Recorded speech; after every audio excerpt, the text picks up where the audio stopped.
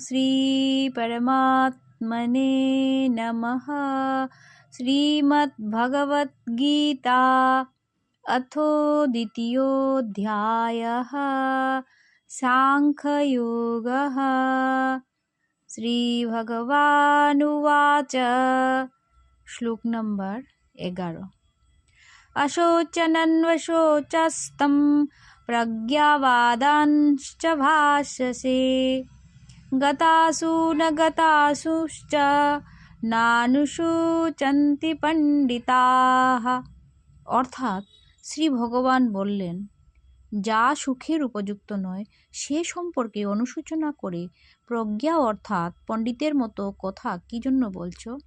যারা জ্ঞানী ও পণ্ডিত তারা জীবিত ও মৃত কারোর জন্য সুখ করে না। শ্লোক নাম্বার 12।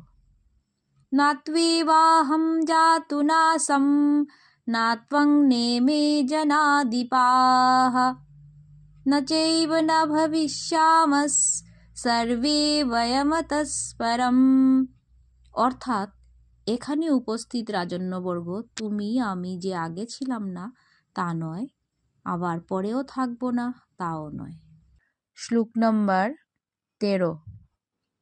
দেহিনোऽস্মিन् যথা দেহে কৌমারং যৌবনম জরা তথা দেহান্তর প্রাপ্তি ধীরস্তোত্র ন মুহ্যতি।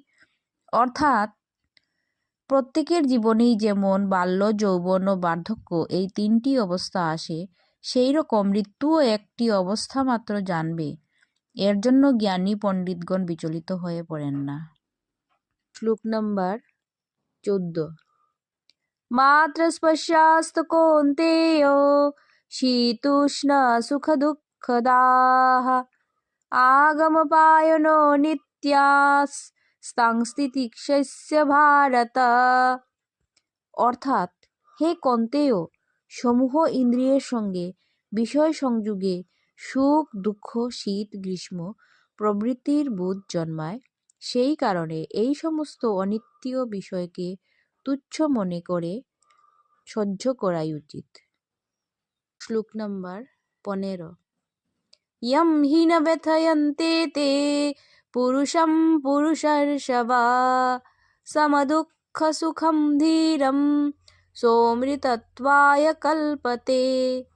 অর্থাৎ হে পুরুষ শ্রেষ্ঠ, জ্ঞানী ব্যক্তিগণ সুখ এবং দুঃখকে সমান মনে করে থাকেন।